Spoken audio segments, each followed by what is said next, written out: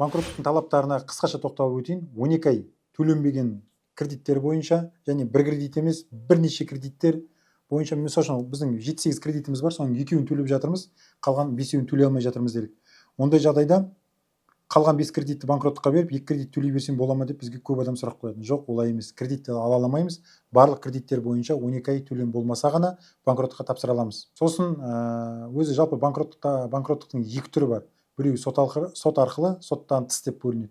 Сот арқылы банкроттықтың талаптарына келетін болсақ, адамның егер мүлігі болатын болса, және 5 миллион 907 мыңнан биыл, яғни 1600 МРП-дан артық қарыздың мөлшері артық болатын болса, онда ол сот арқылы банкроттыққа жүгінуі тиіс болады.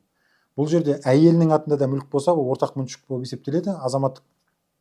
Азаматтық кодекстің, ұмытпасам, 214, 213, 218 және 220 баптары және неке кодексінің 37 бап талаптарына сәйкес неке кезіндегі адамдардың мүлігі ортақ болып табылады. Сол себепті әйелің, мысалы үшін менің қарызым 9 миллион делік.